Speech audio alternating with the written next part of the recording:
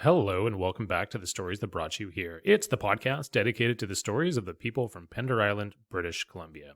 Once again, I am your host, Chris Wakaluk, and I'll be sitting down in one-on-one, hour-long-ish interviews with current Pender Island residents to hear the stories that brought them to this helpful little island we live on, and to also hear the stories that brought them to the point that they're at in their lives right now. Today, I'll be speaking with Monica Petrie. Now, if you know Monica, like I know Monica, then you're going to know her as that woman who's involved in a lot of social activism activities on the island. Well, we're going to get to hear Monica talk about those things as well as a lot more. We're going to get to hear Monica describe what it was like coming to South Pender Island starting from the age of 10. She will also talk about her 30-plus year career as an early childhood educator. She's going to describe the fundraising and the epic work involved in the Brooks Point acquisition. She'll also talk about her work with Pender Ocean Defenders. And she'll also talk about her involvement with First Nations reconciliation on the island.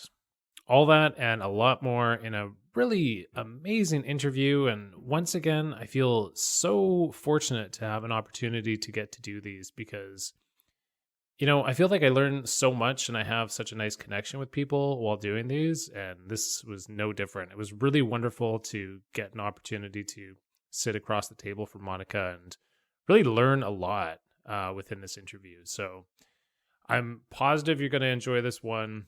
That's it for me. We'll see you guys on the other side.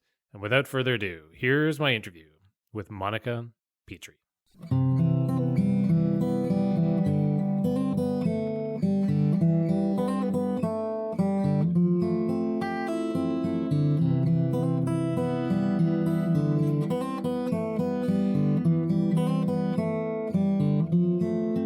Monica, welcome to the podcast. Well, thank you. I'm happy to be here. Yeah, I'm happy you're here for sure. Right on. How was your day so far on this kind of rainy, gloomy Saturday, late fall afternoon or mid fall afternoon? Well, fine. I didn't go out to get the last of the apples today, but I've been cooking, making applesauce and so on. Yeah, so the rain is a little bit of a damper, but I'll find a time and a place to take a walk later today. Nice. And we say last of the apples, you mean on your property you have some apples? On our trees, yeah. Nice. Mm-hmm. What kind of apples are they? Oh, we have Gala and Mutsu. They're both pretty good producers. Mutsu is a hybrid apple, but very tasty. And a few other varieties and some pears and plums that are kind of limping along, but yeah. Fantastic. And some applesauce. All good. And applesauce. Applesauce with those apples. Wonderful.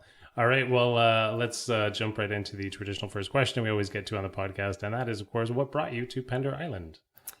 What brought me to South Pender Island was an invitation by a family friend who had just bought some land on South Pender on Drummond Bay. And she invited her city friends to come out and camp, to tent on her property, on her land. And so my mother and I took her up on that. It was the year I turned 10. And we were living in North Burnaby at the time. So we came over, and the way to get here at that time was to go to Steveston and get a boat that would bring us over to Port Washington. And they made a stop there, and one of the things they carried was the mail for Pender Island. Now, this was before there was a bridge between the two islands, and so there were two separate postmasters, if you will. I think it was, I don't know if it was still Corbett's on North Pender, but it was whoever it was at Port Washington, and John Freeman from South Pender would come up in his little boat to get the mail, and he would pick up passengers and take us back down to Gowland Beach at the end of Gowland Point Road and row us ashore. And then we walked the short distance from there to Eve's place, which is where we camped for the first couple of summers. And then some other friends decided that it would be nice to have a little cabin to have a shelter, and so a small cabin was built and a well dug So I spent a good part of the summer there because most of the adults who came over were family friends. And so even when my mom had to go back to work, I learned how to make myself useful, hauling water and doing dishes. So people would say, oh, let her stay. And then I would sort of eke out a few weeks over the summer. And once I was a teenager, I met Josephine and Janet, Joe and Janet from the Jennings farm. And then I would spend a lot of time with them, helping them with their chores and sometimes staying with them as well. So, it was a little paradise for me. And the place we now know as Brooks Point was Alan Brooks's land. His mother, Marjorie, had talked him into spending the money that he had accumulated on this 10-acre piece looking out into the ocean. So he had that for many years and never built anything on it. And so later on, we got interested in keeping it that way. But maybe I'll come to that a little bit later. Yeah, for sure. Well, just sticking with your joy of the island and being a young girl and really enjoying being over here, what was it exactly that resonated with you that you weren't finding in North Burnaby? Well, there was just so much of the natural world available. Forests and grass meadows and the seashore. Tidal pools. I was fascinated with tidal pools. I spent a lot of hours, walking around on the beach and looking at the anemones and the tiny little crabs and periwinkles and so on. Just really enjoying that. It was something that I didn't have access to at home. And I had a lot of freedom because there wasn't a large population on the island, and particularly at that end, and so we knew pretty much everybody who would be around. And so I was able to come and go without a lot of adult supervision. And I remember walking through the trail from the farm back to where we were staying on Drummond Bay, and I would try to get home before dark, but sometimes it would be sort of dusk, and I would hear a sound, and I would say to myself, it's only a sheep or a deer, nothing to be afraid of. Because at that time, the sheep were free range on the island. Oh, really? So Jennings farm sheep were out and about and grazing around the island. It wasn't until the early 60s that the so-called pound law came in, when people had to keep their domestic livestock behind fences. Okay. Yeah. And so when you first were interacting with the island, what decade was this? 1950s. 1950s. Mm-hmm. Okay. And so this is really fascinating. What was the South Island like in the 1950s in terms of, I guess, first of all, population and then roads as well, too? Okay. Well, population, I'm not sure. Probably 100 or maybe a few more than that. There were farming families, and most of them seemed to be related to each other. The Spaldings and the Higgses and the Jennings and the Irvings and the Penders. They were all related to one another.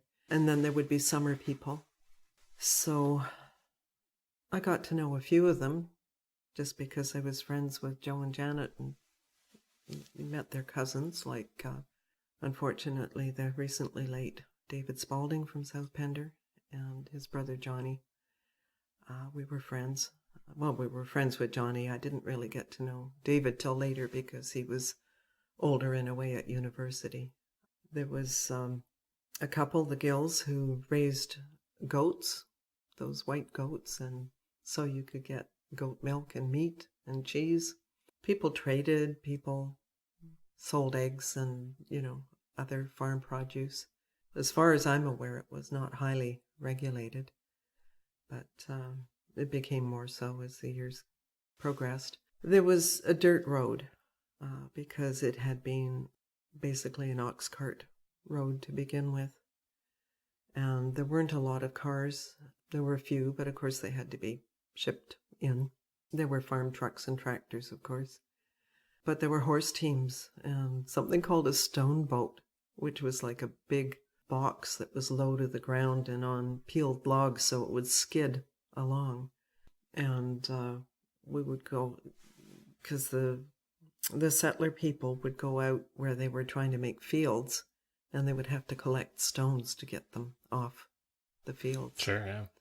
And one thing the Spalding family discovered, because they were the first, I think they were the first settler family in the valley, they found a lot of indigenous, what we call artifacts, but were actually belongings, things that belonged to people who made them or inherited them.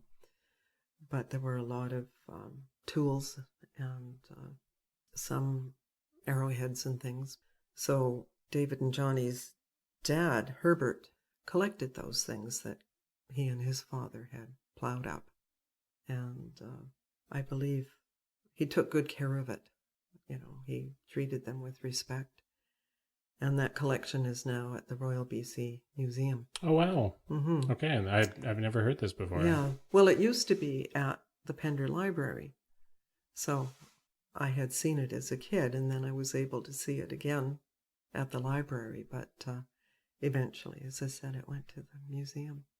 That's a nice ending to that story. I think that unfortunately the ending to stories like that sometimes are not a collection was gathered and they were preserved, but it's a beautiful end to that story of finding artifacts and belongings.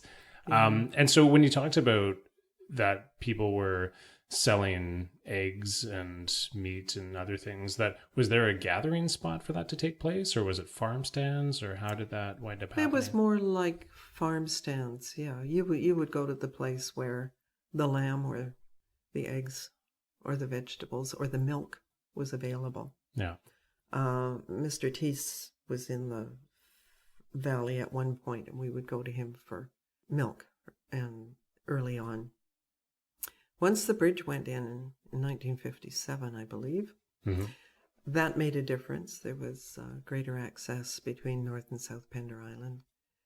And then, my mom moved over in 1963 after I graduated from high school. A few years after, she had a little cabin built, and she lived on Jennings Road.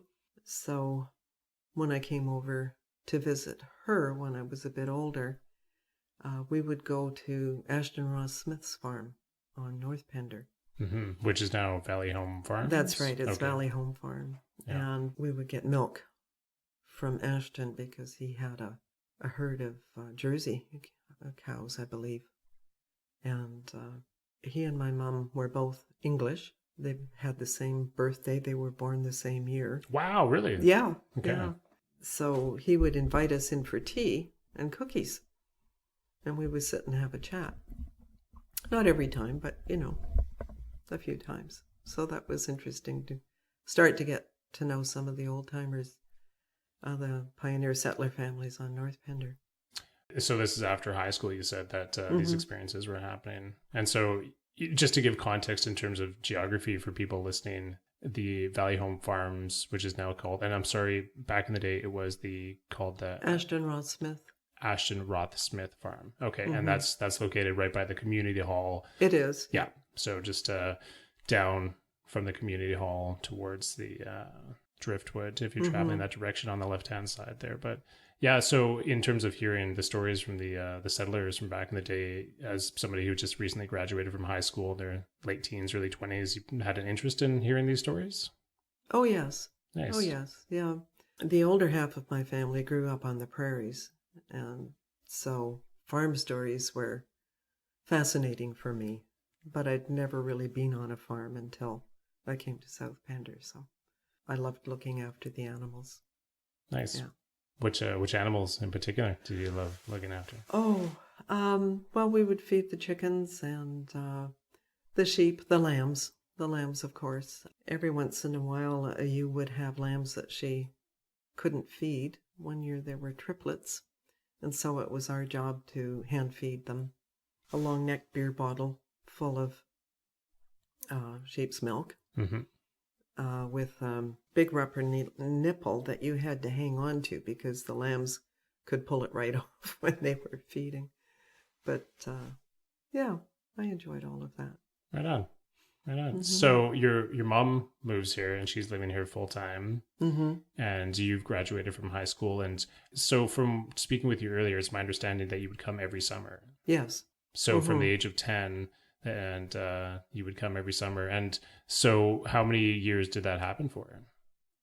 Oh, right through. It didn't stop Right. every summer. And it never stopped. It never stopped. I've been on South Pender part of every year since I began. Okay. Even when I moved away from BC, I would come back every summer. Wow. Mm-hmm. Every summer. Okay. Oh, yeah. And then, well, I actually met my husband, Paul, on South Pender. So our children have been coming to the island since they were wee infants, and now we're grandchildren. Mm-hmm. Yeah. Okay, well, let's slowly build up to that time Mm-hmm. of meeting Paul on the South Island, but maybe we'll start with how your life unfolded as you went into adulthood, and you said that you moved away. Maybe you could just take us through your 20s a little bit and explain what happened during that time and where you went away to, and maybe just a brief. Sure. Yeah. Well, my first move was to Montreal with the man who was later my first husband. And there I got a job in a children's convalescent hospital. So kids who didn't need to be in hospital with all of that level of care, but weren't ready to go home yet. And so they would be babies through 12-year-olds. And so I was a nurse's aide, and I helped look after kids during the day, and did infant feedings in the evening after supper. I remember all of those children, even though I was only 20 or 21 at the time. And yeah. So after that, I got married and moved to the U.S. for a few years. Lived in Southern California and Buffalo, New York, south of Hamilton. Two very different places from Two each very other. different places, yes. He was an academic, and so we moved around a bit in that way. And as I say, I kept coming back every summer, and one year I decided that I would like to take some training, and so I got into the Education for Young Children program at UBC and started taking my credentials for early childhood education. And that was my career for over 30 years. Over 30 years? Yeah, 34 years, I think, I worked in early childhood.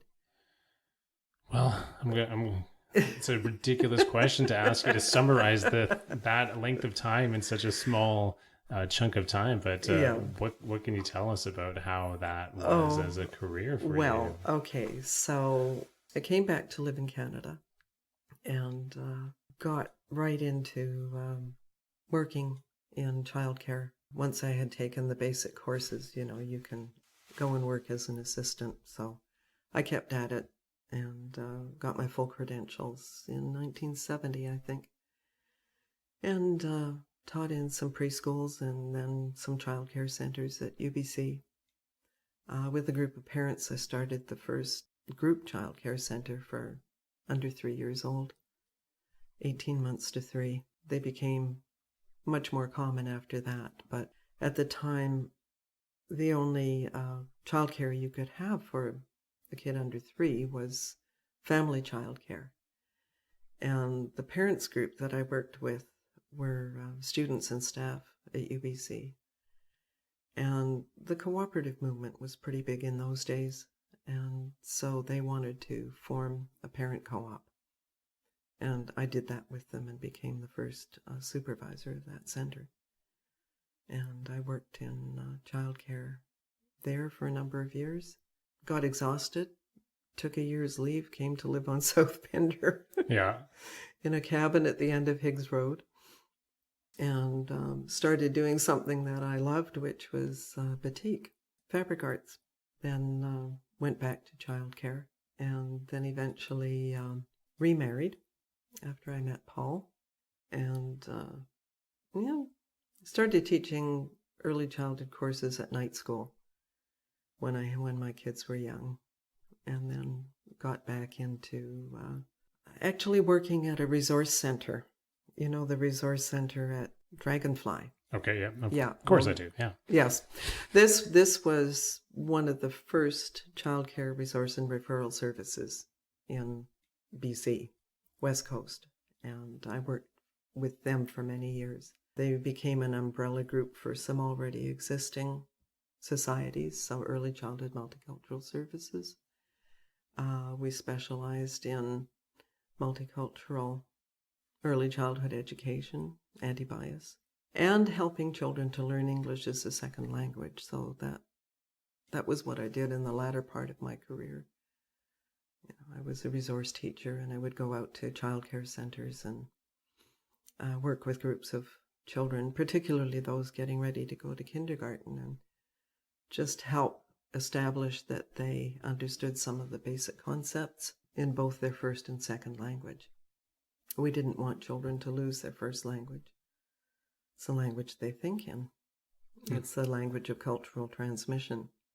And so we wanted to add English onto that. And so that was a lot of my work. Wow.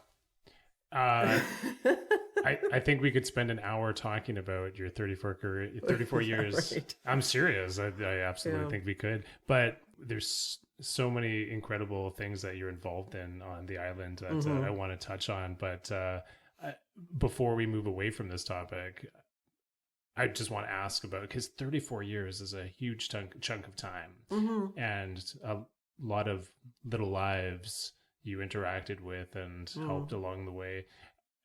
What would you say in regards to the experiences that you had along the way? How would you summarize this at all, Monica? Summarize it.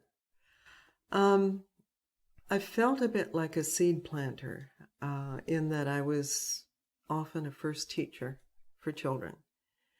And you want to make that a really positive experience for kids. When I worked with the under threes, a lot of what we taught was language skills and social skills. And I always wanted them to feel at home in nature. We would go on nature walks, and, I really wanted them to have an experience of outdoors, because a lot of them lived in apartments or, didn't maybe get as much time for outdoor play, but that was a big feature of the programs that we did. And I remember telling some of my students, I started out in early childhood education thinking that I had a lot to give, a lot to teach children. And I realized along the way that I had so much to learn from them. So we were like partners in learning. And it was my job to kind of set up the environment or take them to the natural environment and let them explore and answer their questions, help develop their curiosity and their sense of understanding and knowing. Is there an example of a lesson that you learned along the way that still sticks with you today? Oh. Well, I remember it being I figured it was a real challenge and then triumph when I got some of the children to realize that slugs were not awful creatures and that they didn't need to step on them. They could walk around them. The sluggies live here. This is their forest and we're the visitors, And so I gradually got them over their fear and discomfort with some of the animal life out there, and helped them to develop some respect, for where they were and whose home they were in. And another time that we were out, there were some snowberries on a bush, and I pointed that out to the children. And this was with 3 to 5 year olds. These kids were a little older. And we had been identifying huckleberries as something that was edible. But I said, you always want to be with an adult before you pick anything to eat, to be certain that it's edible and not going to give you a tummy ache. And so they wanted to know if we could eat snowberries. And I said, well, birds eat snowberries, but I don't think that people should. And one little boy said, why not? And one of my 3-year-old girls said, well, birds have different kinds of tummies than we do, so they can eat it, but we can't. And I just thought, wasn't that brilliant? Totally. So that's what I mean about learning from kids. Nice. Yeah. Nice. Well, thank you for doing that. It's an incredibly important job in society, and I think it's highly undervalued and underappreciated. And 34 years, yeah, that's a long time to be doing that. So thank you for doing that. Yeah. All right. Right. Okay. Well, let's lead into some Pender-centric things, and maybe as a way to find our way into these different stories, maybe we could start with how you met your current husband, Paul. All right. So Paul was living in the cabin, which is behind our house currently. Okay. The house wasn't there yet. He was renting a little cabin there. And I had come over to Pender to visit my mom, and I had some friends with me. And we were walking along the beach, and he was standing on the bank. And so we said hello. And he tells it a bit differently, but we did say hello. And, gradually became friends. And he was married at the time and had a young daughter. Well, actually, when I met him, she hadn't been born yet. Anyway, we remained friends over the years, and then eventually he separated from his first wife.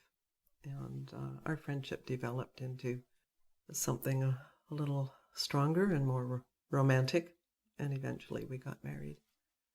And then we had our 2 sons. And how long have you and Paul been together for? Oh, over 40 years. Over 40 years. Yeah. Okay. Our eldest son is 43, and our youngest just turned 40. Okay. And our daughter is in her late 40s. Yeah. Well, I know that both you and Paul are invested and involved in numerous things on the island. Maybe the first one that we could talk about is something you mentioned earlier, the Brooks Point fundraising that Carl Hampson in a previous interview spoke about, but he also mentioned to speak to you about it as well and to hear your version of things. So maybe we could hear a little bit about that, because Brooks Point is an area of the island that a lot of people enjoy, and it's there because of people's work and donations involved to create that. So if you want to just tell us a little bit about that. Okay, so Alan Brooks, who had the 10-acre piece of Brooks Point, which was the largest piece, had been living in the Spalding Valley, but then when his children got older, he moved off island. And he paid a lot of taxes on the place, and people had been approaching him about selling the land, which he was reluctant to do. And I have to credit Paul for having this idea, but not just Paul. I think Jan Kirkby was also involved in talking about the community purchasing Brooks Point. It wasn't called Brooks Point then. It really didn't have a separate name. Along the shore, it's contingent with Gowland Point. And Gowland Point had been owned by one of the Pender sisters, Ann Pender, Art and Connie's Art's sister. Anyway, and then the piece in between was owned privately by Professor Buchanan's family. So Paul talked to Alan Brooks one day and said, we would be interested in keeping this land sort of free from development. And that was in 1996, I believe. And so subsequent to that, we formed a group in the neighborhood, which we called Friends of Brooks Point, and we got started with fundraising. So we initially charged people $25 to join. We thought of different ways of fundraising. I think early on we had a garage sale and then an auction when we started, raising some money. A summer visitor to the island, Heather Haryu, started a newsletter, and we were going beyond the island population to people who knew the place, in Vancouver and Victoria. So we were raising some money. Then I think we started, I should tell you who some of the friends of Brooks Point were and still are. Sure, please do. Robert Dill, Yeah. Trilly Dunn, Terry and Ann McMullen, who have Whalewich Farm, share that with Diane McVeigh. And, I mustn't forget anybody here. Well, if I think of someone else, I'll come back to it. But no we formed a group. Oh, Isabel Roberts, yeah, she was no longer on the island. So Isabel, I think, came up with the idea for T-shirts. So we got people to donate images that we could put on T-shirts. So Susan Taylor donated an image of sort of seashore shells and seaweeds and so on. I think that was our hottest seller. I did an image of an orca in the kelp bed, circular image, and that one was good. And then an artist named Pamela Brooks on North Pender gave us another one. So this started many summers of selling T-shirts at the farmers market, and we partnered with PICA, the Pender Island Conservancy Association at that time, and they let us use their wooden kiosk up at the farmers market. And so people came, visitors, they got to know more about it. We shamelessly solicited donations, but by working with PICA, people could claim the donation on their taxes. Gotcha. Because PICA had a charitable number. Then we started getting a little more sophisticated in terms of putting on a dinner and went to fundraising. Paul and Robert wrote a lot of fundraising requests, and various organizations started donating. So I think one of the first was from Mountain Equipment Co-op, $10,000. Wow. That was a real boost. And in the meantime, the CRD had come in and bought the Gowland Point piece, partly because of its values of the chocolate lilies and the camas and the Garry Oak meadow, which is one of the most concentrated areas of growth in all of southern BC for those plants. Oh, really? Mm-hmm. Okay. And so the CRD came in at one point with the largest amount of money to purchase Alan Brooks's 10 acres. And so they became the owners of it, in a sense. They became the body that started to oversee it. It became one of their regional park reserves. That was in 2000. And luckily it was just in time, because Alan had been ailing for some time. And we were able to let him know that this had happened and that his land was secure now. Actually, the Brooks family had donated the smallest of the 3 lots that made up the 10 acres. Oh, really? Yes. Okay. They had donated that, so we just had to fundraise for the other 2. Then this gets very complicated, and I'll try to keep it simple, but so that was the first 4 years, 96 to 2000. Okay. And yeah, I think it was after that the CRD bought the Gowland Point piece, the piece that was locally known as the Green Hill. And that's on the heights above Gowland Beach. Yeah, for sure. So Yeah. that used to be called the Green Hill. It used to be known locally as the Green Hill. It's a beautiful description of it. Yeah. Yeah. And I think Brooks Point at one time was known as Bracken Point. But sheep grazed there, and then the ponies grazed there, the 2 ponies that were rescued by our neighbor Eve, she who first invited us to come to South Pender. And she's also related to the Higgs family and the Spaldings. So she had rescued these ponies, and Alan Brooks gave her permission to let the ponies graze on the point, on his land. And of course that introduced, that and the sheep introduced all kinds of non-native grasses to the place. one of the values of Brooks Point is its native plants, its native grasses.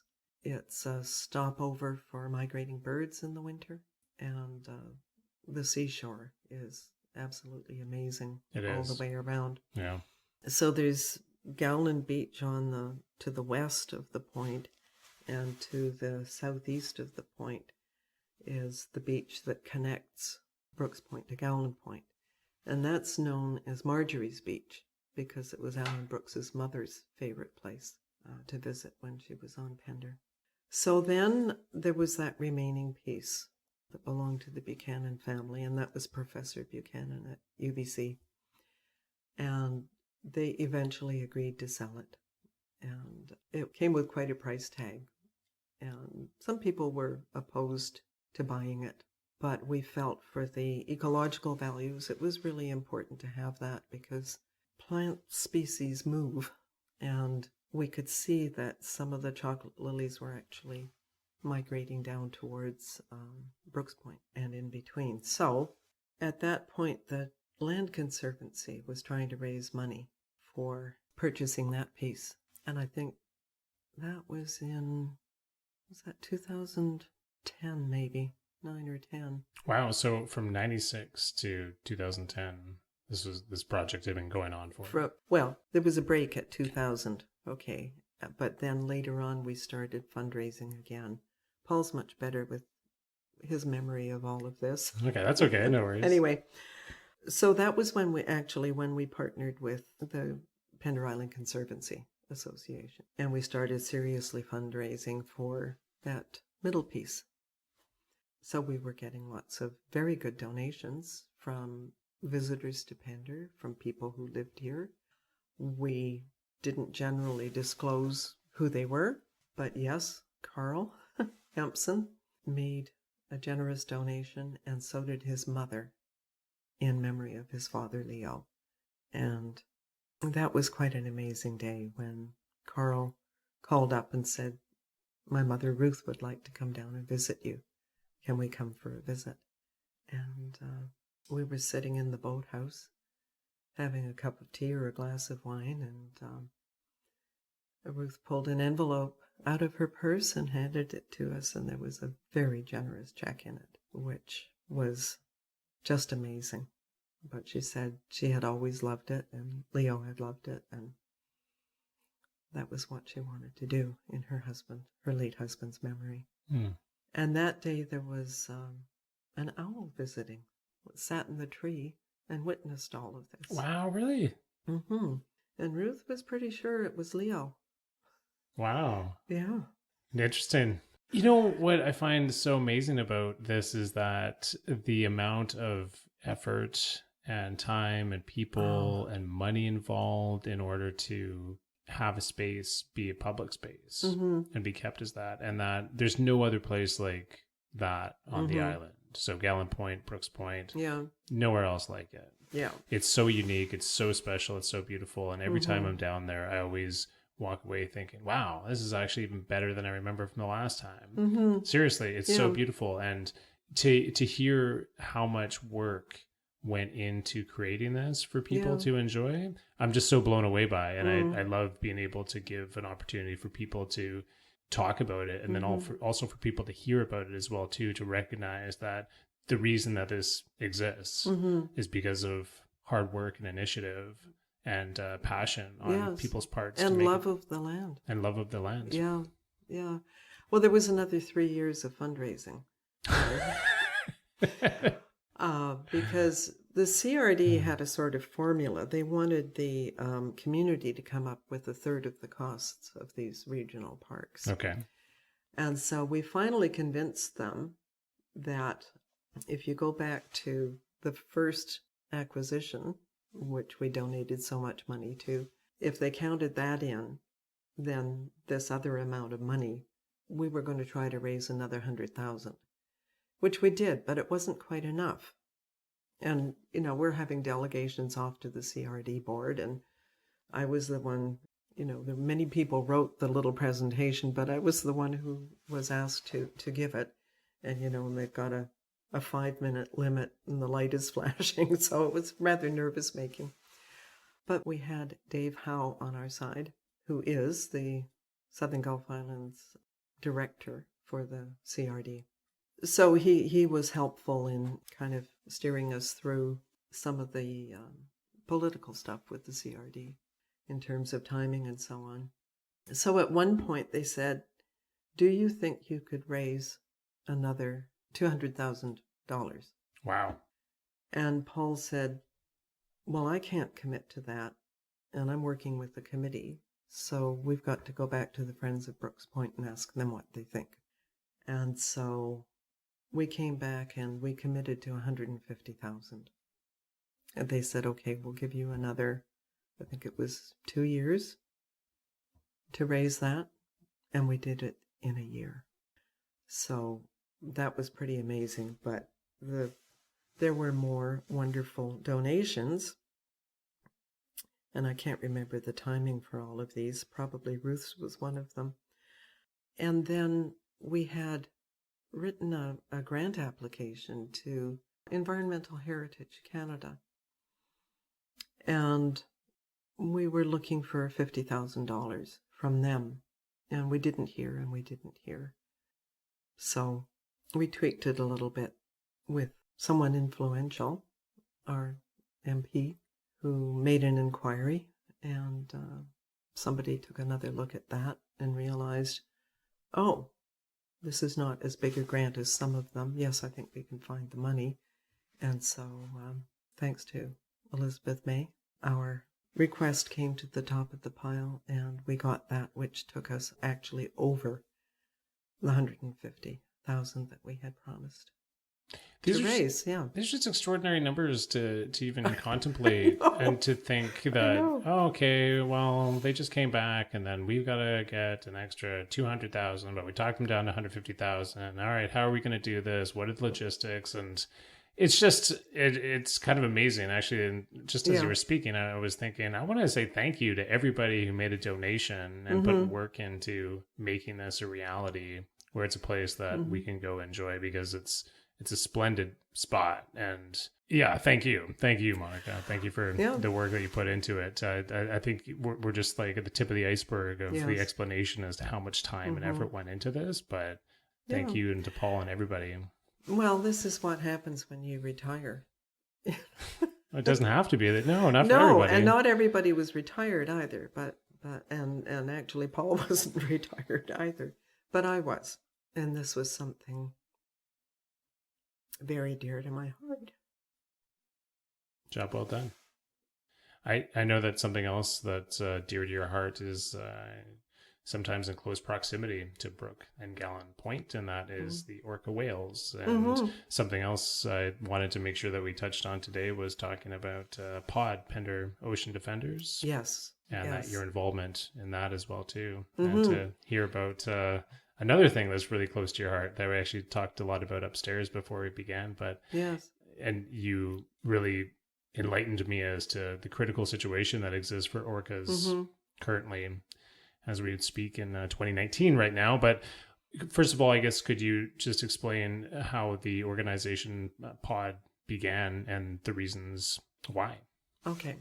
Well, POD got formed, and it's only ever been like an ad hoc group. We never made anything formal of it, but it has been active for a number of years. And I think it was in November of 2014 that we heard about what was happening on Burnaby Mountain. Now, you remember I grew up in North Burnaby and used to hike up there before there was a university or much development at all. Gorgeous. And so what was happening was this company called Kinder Morgan was in a conservation area, cutting down trees and drilling. So that got my activist blood pumping. And so a group of us on Pender were outraged at this and got together over brunch and talked about what we might do about this. And I think there were 10 of us, and we were going to go up to Burnaby Mountain to join the protesters. And we had booked a motel and, all the rest of it were ready to go in a couple of days. And what happened was Kinder Morgan stopped doing that. So we got together again and said, well, this is obviously an important issue for us. What do we want to do now?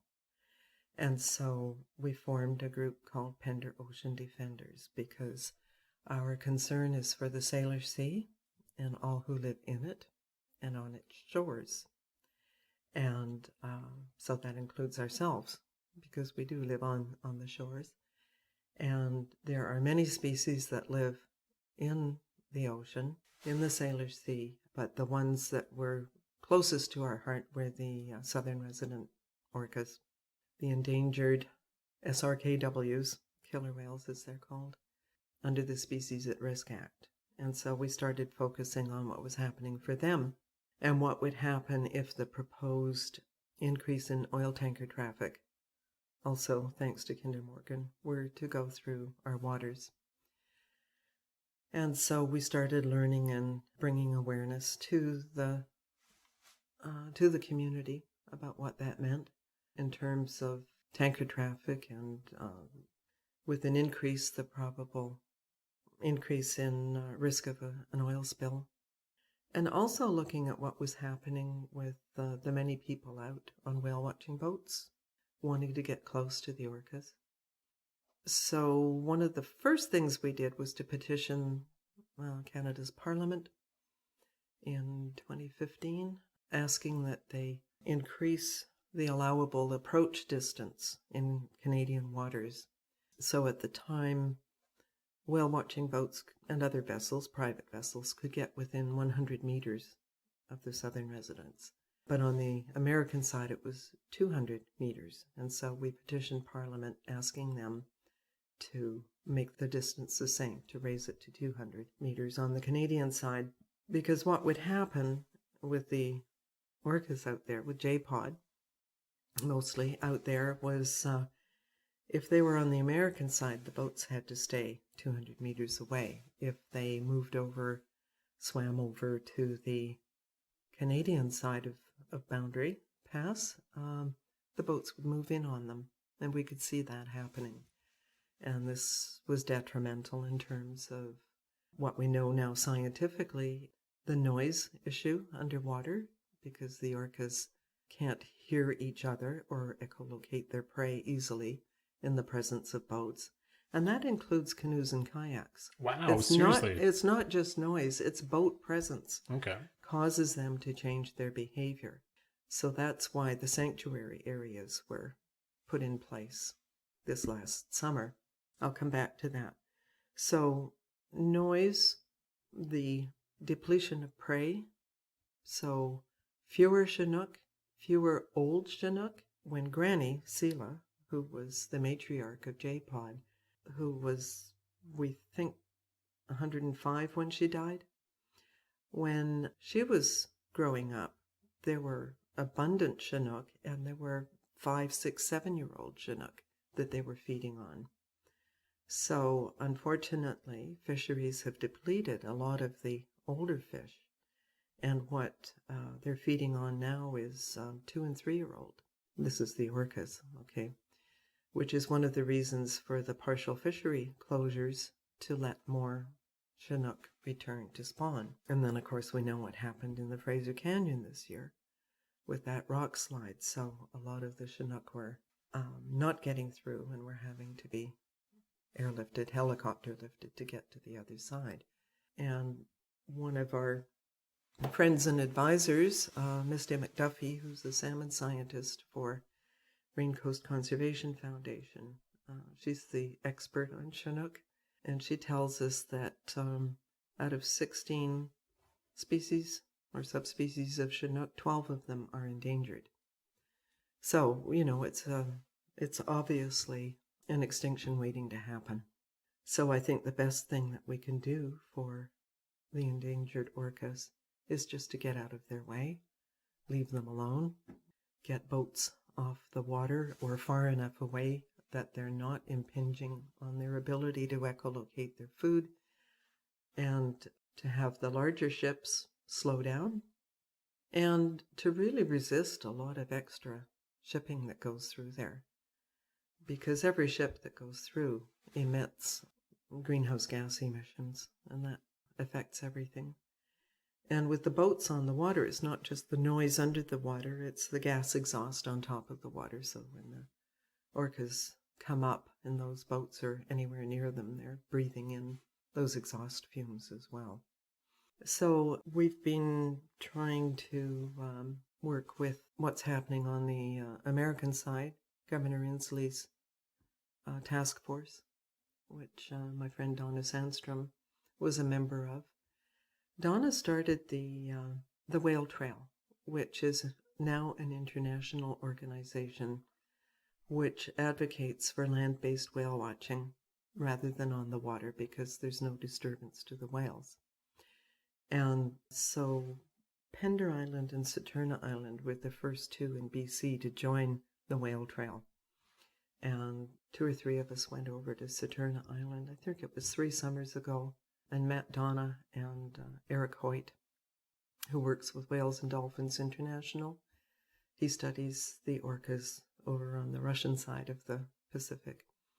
Okay, so they were there talking about the Whale Trail and what's happening with the orcas. And it was CIMRES, the Saturna Island Marine Research and Education Society, with their Sea Talks programs that hosted that. And they just held another one 3 weeks ago, which I went to, again with Donna and Eric. And so it's a bringing together of some of the scientific knowledge around what's happening with the southern residents and what we can do to try to mitigate what's happening to them.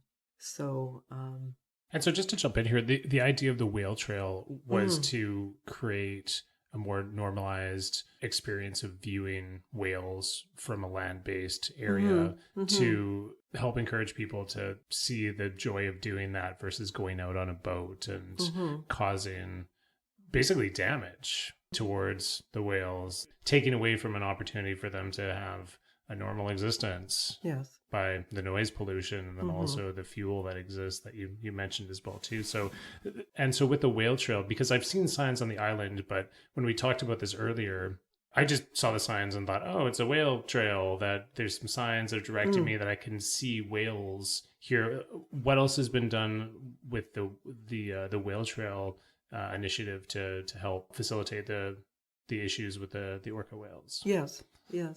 So the range of the southern residents goes as far south as Monterey Bay in California. So that's the southern extent of the Whale Trail. And the northern extent goes up to certainly Campbell River, that area, possibly even to Haida Gwaii. And Donna Sandstrom was instrumental in getting that going. This followed up on the rescue of Springer, who was a young orca calf separated from her pod, and they were able to identify that she belonged to a pod, which is one of the northern resident orcas that lives in Johnson Strait. And so a number of groups got together on the Canadian and American side, NOAA on the American side, DFO, the Vancouver Aquarium, and Paul Spong's Orca Lab in Johnson Strait on the Canadian side. And she was returned to a sea pen in the waters in Johnson Strait, also known as Blackfish Sound. So within a couple of hours, if not sooner, she was calling out, being in the water, and her pod arrived. And so they decided pretty soon, I think it was the next day, they decided to let her out of the sea pen because the pod hung around and they were communicating. And so she was adopted by one of her female relatives, probably an aunt. And as I like to say, they took her under their pectoral fin. It's, like taking someone under your wing. And they thought that this would really be successful if she returned. Well, she's returned every year since to that area where the sea pen was. And in the, I think, 13 years since then, she's come back with 2 calves. Yeah, so that was successful. Fantastic. And so, what would you like to see happen specifically with the work that you're doing with Pod? Because I know you mentioned a lot of things about the reduction of tanker traffic going through the area and the reduction, if not the elimination, of whale watching. Does whale watching have a place? There's a lot of jobs involved there. I would like to see that transition to something else because it's just not sustainable, the attention that they've been piling on to the southern residents. They are able to watch the big orcas, and get closer to them, but they have agreed to stay 400 meters away from the southern residents. And so, I commend them for that, but I still feel that there were a lot of years when they were following them all hours of the day, every day of the week, and that was certainly detrimental to the whales. Well, for a variety of reasons, I would like there not to be an increase in oil tanker traffic through Boundary Pass and down through Harrow Strait. There's a very tricky right angle turn, a 90-degree turn from Boundary Pass into Harrow Strait with navigational hazards. And if a spill, or when a spill would happen with the increase in tanker traffic, that's probably the second most likely place. The first most likely place being in Burrard Inlet. Okay. I've never heard this before. This is very interesting. So there's a specific area that, due to the geographical arrangement, yes, that it would make it more likely for an accident to take place in that particular location. And I'm sorry, you said it's Boundary Pass and Harrow Strait? Well, it goes from Boundary Pass into Harrow Strait and then down past Victoria and out to sea. And when it passes Saturna Island, these tankers, they're supposed to tether up to the tugboat. They've got pilots on board. They have to tether up to the tugboat, which they don't let go of until they're out into Juan de Fuca. And so I watch them going by, and we're concerned about what's out of sight coming north through Harrow Strait, because you don't want two large ships meeting in that area. I don't think you do. Or anywhere close by. And we have seen that more than once, where they're less than a football field apart. Yeah, so that's worrisome and concerning. Sure, because the environmental impact would be catastrophic. It would. Yeah. It would, yeah. I mean, it sinks for one thing, diluted bitumen, but then all kinds of noxious fumes would be on the water surface, and then our shores would get tarred with this, very much like Prince William Sound with the Exxon Valdez.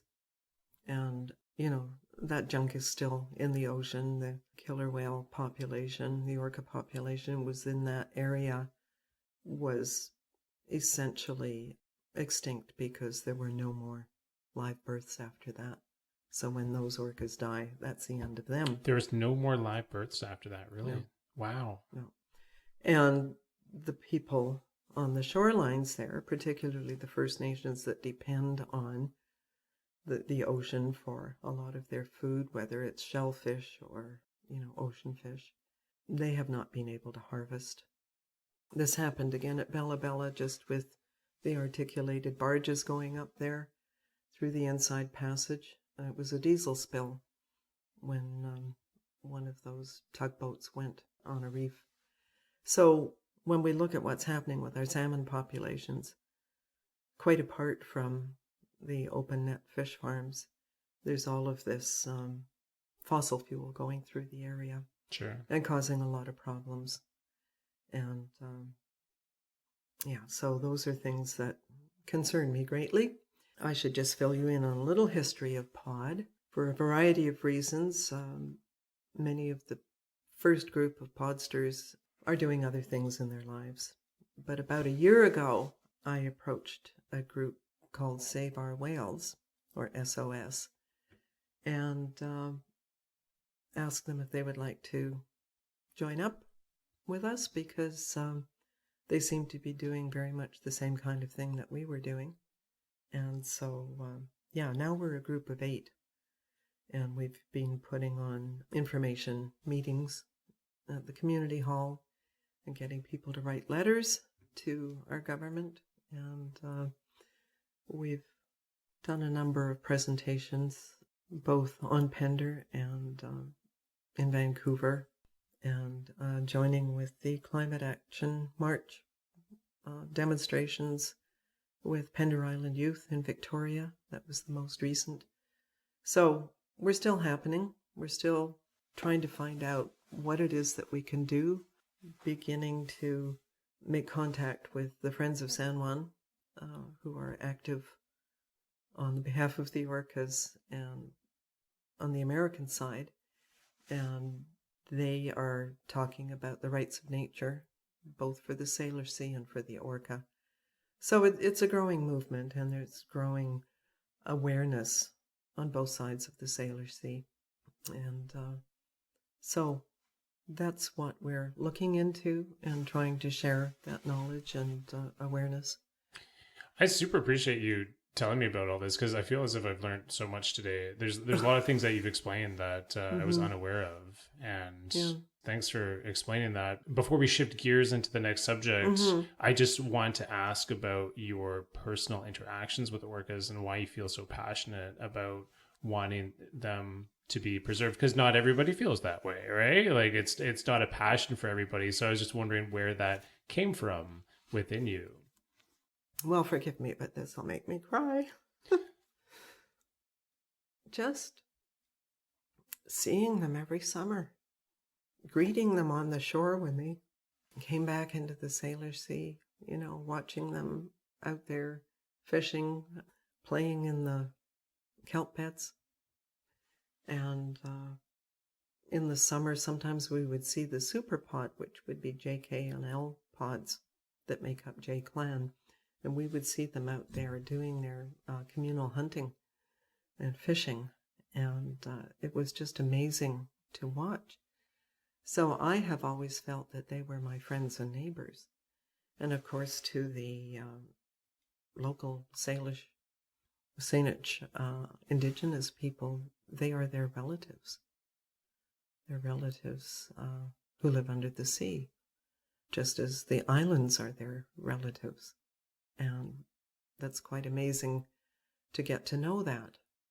So, for a variety of reasons, I love them, and I want to see them thrive.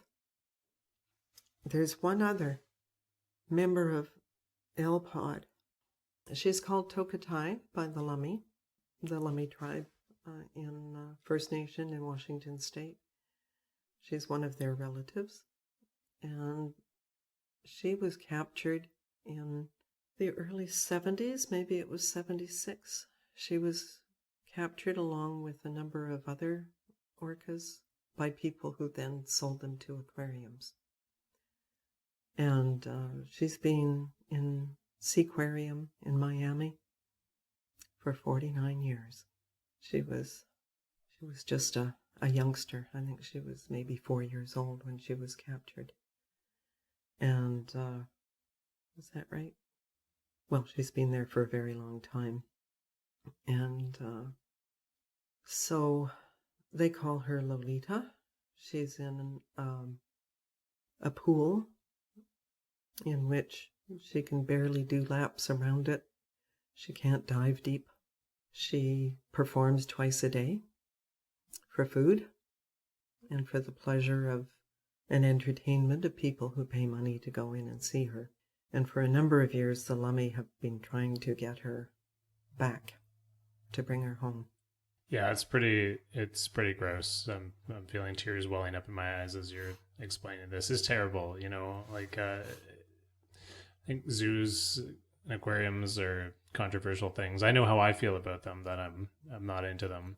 I don't think it's really right in any capacity to be caging any living creatures. And thanks for sharing that. That's it's a reality, and to hear the passion that you speak that with, and to sit across from you, and I got tears welling up in my eyes right now. It's yeah. All right. Do you want to go on to another hard topic? Why are all my topics so rough? Well, no, you know what? No, because they're close. And they're close. If you want to go into something that's might be a little bit difficult to talk about, or it might not be, because it's about reconciliation. Yes. And I know that you and your husband Paul are deeply involved in that. It's my understanding, and I'd like to know more personally, and I'd like other people to hear about what you're doing, and within that. So, if you can take it away on what you and Paul have been involved with in terms of First Nations work and reconciliation. Okay, so Paul was one of the founders of the South Pender Historical Society, along with Robert Dill and others. So one day he met an elder from Sayout at Poets Cove, and I think she was giving a talk to some people, and Celilia Claxton, and also Gwen Underwood. They were here. And then Earl Claxton Jr., who's another elder, was doing plant walks at the reserve, which is behind Poets Cove, the reserve land for the Sayout. And Celilia's mother, Elsie Claxton, was the knowledge keeper for the herbs and the plants and the medicines. And she worked closely with Nancy Turner, who was a professor of ethnobotany at UVic. So that connection got made. And then Paul invited Celilia to come and speak to the AGM of the South Pender Historical Society. So she did. She came and talked about the 13-moon calendar, which is Wasanich or Saanich, as we're more familiar with, their sense of the natural year and the progression of the plants and the animals and their relationship to them throughout the year. She came to give a talk about that. Okay, so while she was talking, the room was packed. People were very, very interested. It was the little community room at the fire hall on South Pender. So while she was doing that and talking about that, our friend David Spalding was in the audience, and she was talking about when she was a child and they would come to fish and gather shellfish, and how they would trade with a family on Pender for butter and eggs, and they would trade salmon. And David said, I remember that. That was our family. Wow. Yeah. So after that, we got interested in developing more relationships with the people from Sayout, which is the reserve on the east side of the Saanich Peninsula near Mount Newton Crossroad. And Mount Newton, or can I say it properly? Well, I hesitate to say it in Sinchothan when I don't have, the pronunciation right, but it is their sacred mountain. Okay. It's part of their origin story, because Wasanich means the emerging people, and this was after the flood when they took shelter on that mountain. Okay, that's a long story which I won't go into, but it's a story they tell us about their relationship to the land and to the islands. And of course, those people and others, other of the 4 Saanich bands on the peninsula, had reef net fisheries, which one was just off where the reserve land is, and some were in other areas, but throughout the islands on both sides of the boundary. And that was the place where their families would go to fish and get their food for the winter. And the name for Pender Island in Sinchothan is Steas, which means wind drying. It refers to drying the salmon. So that's what Celilia's family was doing when she was a child, and where she met the Spalding family, David. So what the South Pender Historical Society has been doing for the last few years is looking at pioneer settler family history on the island, and also at Sayout history on the island. And the site at Poets Cove, where Poets Cove is now, the Bedwell Harbor Basin, was a 5,000-year-old village. Right. I didn't realize it was that old.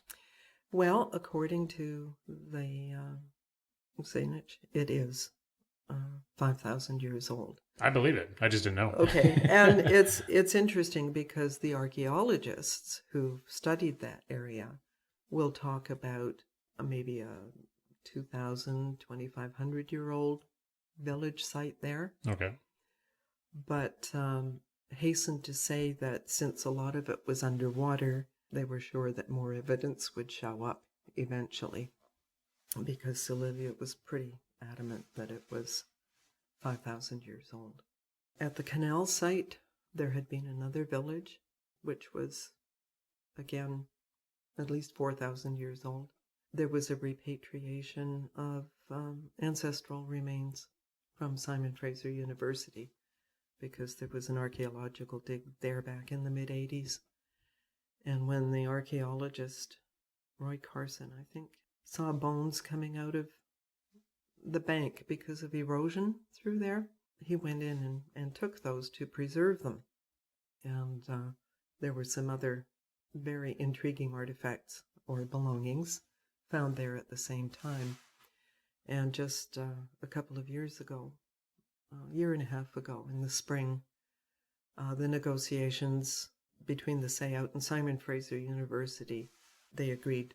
This went on for 20 years, mind you, but Simon Fraser University agreed to return those human remains of the ancestors that were returned and reburied there. And in the meantime, Ellen Willingham and others on the island, Jane Morley, Jane McIntosh, who used to live here, had begun a reconciliation circle following on the Truth and Reconciliation report when it came out. And that was 5 years ago. And so I joined that because I was very interested in that topic for a variety of reasons in my past, from Indigenous family friends and finally coming to understand what had happened in the residential schools and the 60s scoop. Again, family connection there. I'm sorry, the wait? The 60s scoop? Mm-hmm. Okay. When a lot of children were taken away from their families by social workers and adopted out to non-Indigenous families. Okay, all right. Okay. I'm familiar with that term, the 60s scoop. Mm-hmm. Okay, all right. Okay. Thank you. Where was I? Oh, yeah, the founding of the Reconciliation Circle. So we still meet once a month. And Ellen Willingham, because she's the parish vicar for the Anglican Church on the island. The parish, the word escapes me, but it's the BC organization. They've been involved in reconciliation work because the Anglican Church used to run residential schools. So she was making connections with the people from Sayout as well. So when they were coming to do the reburial, the repatriation of the ancestors, they needed a place to meet. And so she gave over the Anglican Hall, the parish hall, to their meetings. So members of the Reconciliation Circle went to be backup and to help with the meals and so on. So we got to be participants because at one point we had served the food and the Indigenous people who were there came to get their food and went and sat down, and one of them looked over at us and said, "Would you like to join us?" So we did, and so we were witness to a lot of very interesting things that happened there, and we made more friends and connections. So that has been building, and when we had the Canada's 150th birthday, the Historical Society had done some fundraising, got some government grants, and we invited members, leadership in the Sayout band. Then Chief Harvey Underwood and his wife Lillian came over, and we unveiled the 13 Moon calendar, which is in front of the Church of the Good Shepherd now. And then they came and spoke to the people gathered at the school. There was a pit cook led by Earl Claxton Sr., and we had our first blanket exercise there on the field at the school. And so we got even deeper into understanding the history between Canada and the Indigenous people of this area. And the other big issue that comes up is Red Dress Day. 3 years ago, there was a young woman named Kim who was teaching assistant at the school in the K-1 class. And I met her because I was volunteering in that class with the Colombian refugee children. I had been tutoring them in English, and I was invited to come to the school to help one of the children who was in that class. Anyway, Kim was very interested in the National Red Dress Day movement. And the red dress symbolizes the many numbers of missing and murdered Indigenous women and girls across Canada. So she held a meeting on October 4th at the community hall. And as I recall, Geneva was there and I was there. Were you there? I think I was at that one, yes. I was there that day. Yeah. I think there were 3 or 4 of us. It was a small group. It was a small group, yes, because it was midweek and it was at the hall at 6 o'clock in the evening. Anyway, I got introduced to what was happening in terms of commemorating this. And Red Dress Day got started, I think, in 2010 as a thing, as an event, because a young Métis artist named Jamie Black had done an art installation in Winnipeg, I think at the university or the art gallery or museum in Winnipeg. And what she did was she hung red dresses, empty red dresses, to symbolize the missing women. And some were missing and never found. Some were missing and were eventually found and perhaps reunited.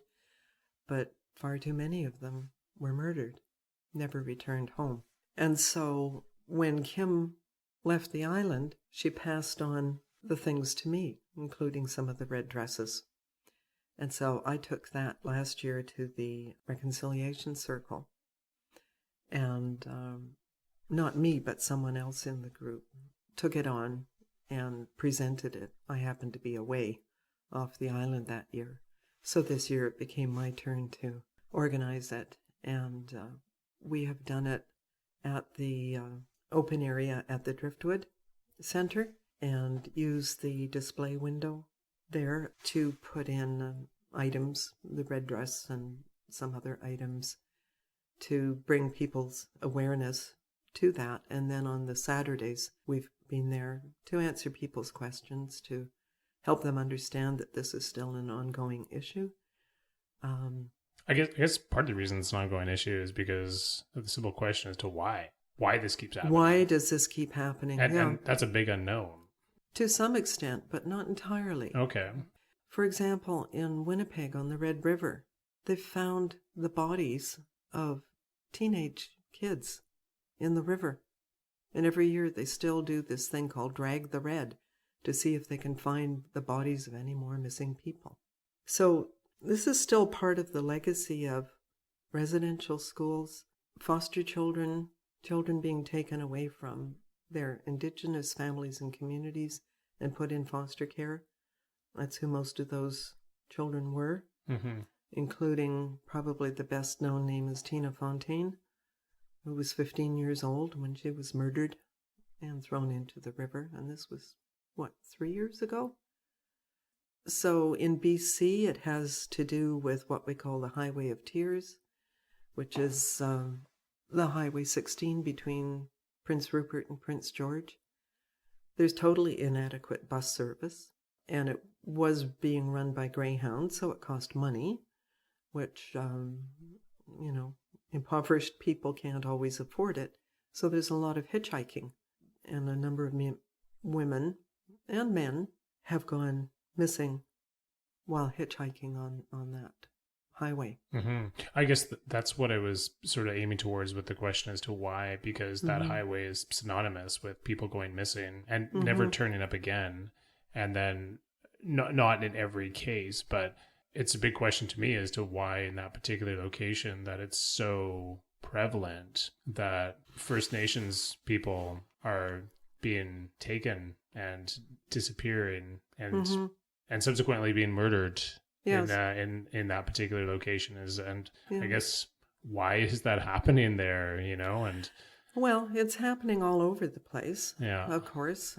The week that we held Red Dress Day, there were 4 reports of missing people just in the Lower Mainland and Vancouver Island. Wow. Because one gentleman came up and was asking us, well, this doesn't happen anymore, or, why do the families not get over this?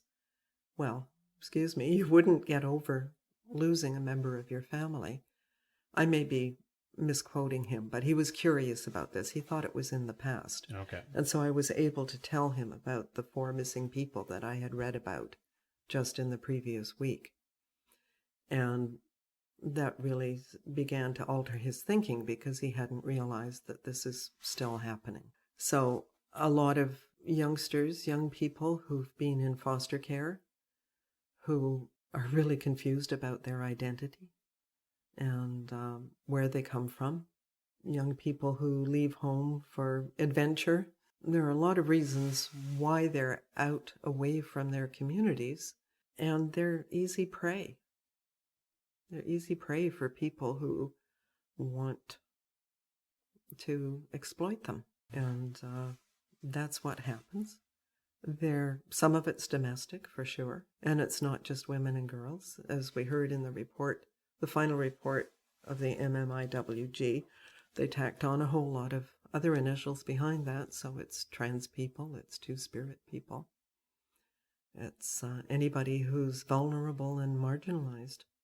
And of course it happens in the non-Indigenous community as well. Mm-hmm. But the percentage of Indigenous people who go missing and murdered is multiple times higher than their representation in the population. And, it's interesting that you got involved in this Red Dress project and having a curiosity and being involved in it through identifying through the South Island Historical Society with the coming together of First Nations and their connection to the island that we live on.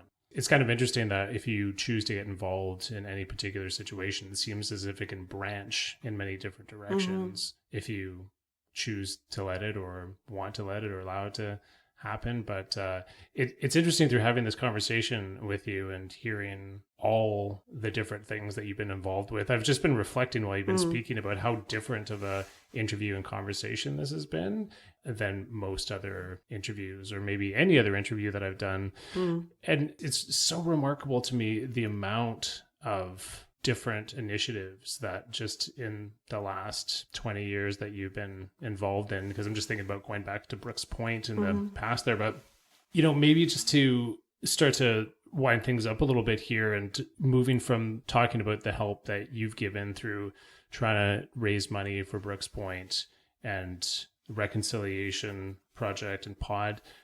The second traditional question I always like to get to on this podcast is who's helped you along the way on Pender Island? Oh, who's helped me? Well, let me just say that I've been active in protesting about something since I was in high school. Okay. And at that time, it was atmospheric testing of nuclear bombs.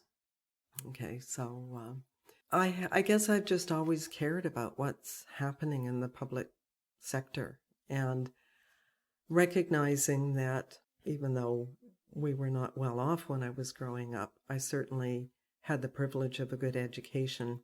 And let me just say that living here on Stayas, on unceded territory of our homeland, of our neighbors over on the Saanich Peninsula, I recognize that that is a huge privilege. And with it, I think, goes responsibility. Stewardship of the land is part of it.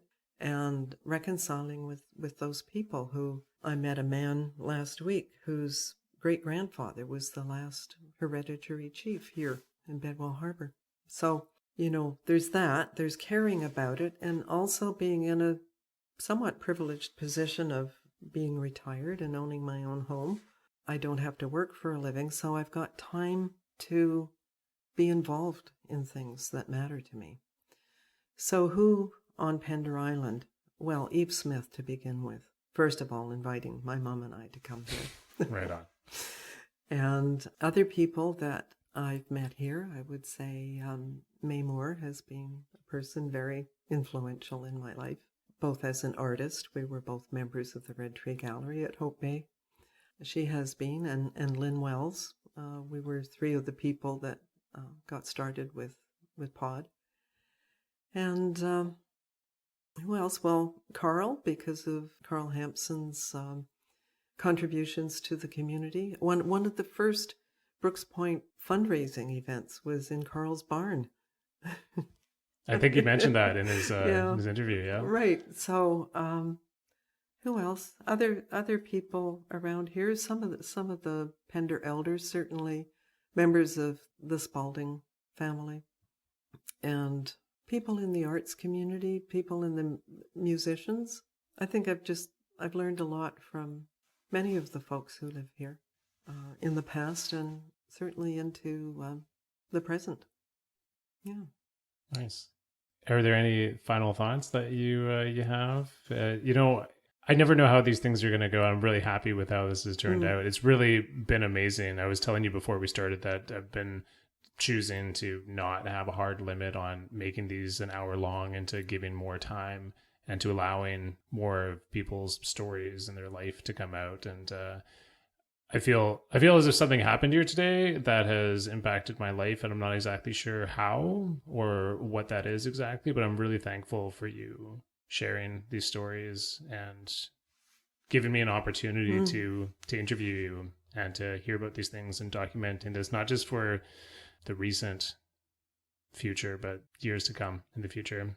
I mentioned earlier that we're recording this in 2019, and I have a hope that people in the future will be listening to this and looking back and hearing about what things were like on Pender Island, and not just what people were doing, but also what they were feeling, and that you expressed a lot of feeling within this. And thanks for opening up and talking about things. But I guess the final question is what would you like to end off with saying to the people of Pender and beyond? Oh, well, it has been very special for me to spend a lot of my life here. And I've seen a lot of changes on both islands, but particularly on South Pender over the years. One of my major concern is into the future. If we don't get involved in climate action, we're going to have a much harder time. Not just us in our lives, but I want my grandchildren to see this as a sanctuary, a place where they can come when they're retiring from their active lives. And I want it still to be a livable place for everybody's children and grandchildren.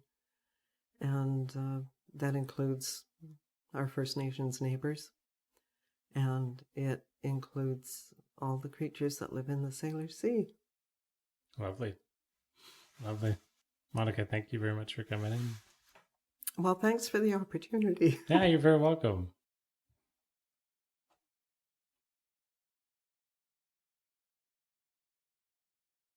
All right. Well, I'd really like to thank Monica again for that wonderful interview. And to honor that interview, I decided that I would come visit the 13 Moon Calendar. So this is located on the South Island, outside of the Church of the Good Shepherd. And for those people who don't know where that's located, this is just past Poets Cove. And it's a beautiful piece of art that's square with a circle in the middle and a lot of writing and art depicting what is available for harvest and what is in abundance at different times of year on our island. There is a quote up above that I'd like to read out right now, and it's from the late Raymond Philip Sam, a Sayout elder. And the quote is, "When I was growing up, I was taught that the Creator gave us the land, the waters, the air, and every living thing on earth to look after. If we look after this, it will take care of our needs today and for generations to come." I thought that quote was pretty fitting, considering a lot of the things that Monica discussed in the interview. So thank you to Monica once again. And before I sign off, I'd like to take this time to mention that I'm working on a new project right now. And this project that I'm working on, I'm titling My Audio Memoir. So what this is this is a opportunity for people to record their life stories privately and then have the copies to pass along to future generations. So if you've ever thought about recording yourself for your children or your grandchildren to hear your life experiences, your wisdoms, and your history, this might be for you. If you have a parent in your life or a grandparent who you would like to have their stories put down on audio for yourself or your children to hear, this also could be something you're interested in. So to explain a little bit further, these recordings can be anywhere from an hour to 2 to 5 to 10 hours long, whatever you'd like to choose. And prior to doing the recording, I would spend a lengthy period of time helping people work through different stories in their life, find out what things have happened that are important to them, what stories that they would like to leave behind and pass down, and work through developing the stories to make them coherent and clear. And the recordings would wind up taking place in the comfort of your own home. I would come visit you there and set up the audio equipment. And once the recording is finished, that's where the majority of the work would take place during the editing process, where I would edit myself out of the recording and tighten everything up to make the interviewee as clear and coherent as possible and have a nice, crisp, finished product. So if you're interested in this at all and have some more questions and would like to find out more, you can get a hold of me through an email address that I set up, which is myaudio@outlook.com. To spell that out for you, it's myaudiomemOIR@outlook.com. It's all lowercase. And if you look in the show notes, I have typed out the email address there as well too for you to find. So if you'd like to find out more about cost and other things involved, please feel free to get a hold of me. And I can't help but stress enough how important I think that this possibly could be. I know myself, if I was able to hear a recording of my grandfather when he was at a certain age, describing certain life experiences he had and hearing his own stories through his own voice would be amazing to have. So thank you to Ptarmigan Arts for helping to support this podcast. Thank you to Ben McConkey for providing the theme music for this show. And thank you for listening. Until next time.